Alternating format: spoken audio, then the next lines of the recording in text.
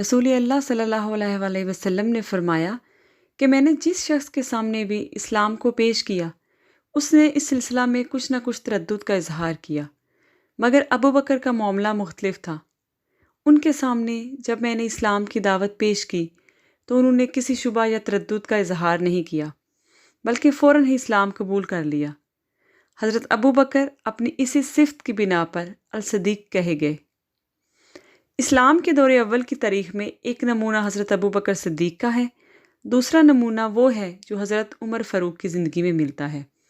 جیسا کہ معلوم ہے، حضرت عمر نے پہلے اسلام کی سخت مخالفت کی، اس کے بعد ایک وقت آیا جب کہ انہوں نے قرآن کے کچھ حصہ کو پڑھا، اس پر غور کیا۔ اس کے بعد انہوں نے اپنے رویہ کو بدلنے کا فیصلہ کیا اور شرح صدر کے ساتھ اسلام قبول کر لیا۔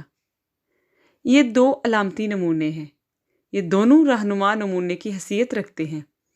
حق کے معاملہ میں انسان کو ان دو میں سے کسی ایک کی مانند ہونا چاہیے، ان دو کے بعد کوئی تیسرا نمونہ مطلوب نمونہ نہیں ہے۔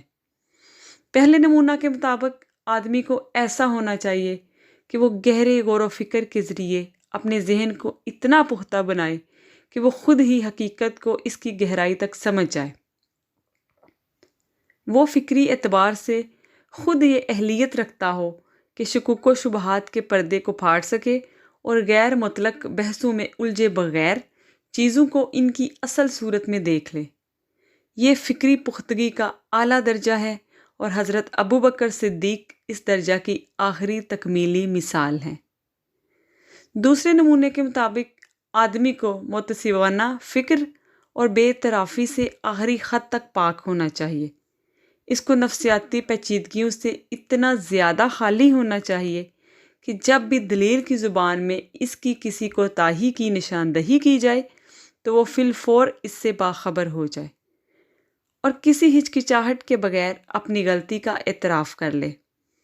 حضرت عمر فاروق اس دوسرے نمونہ کی اعلیٰ ترین مثال ہیں۔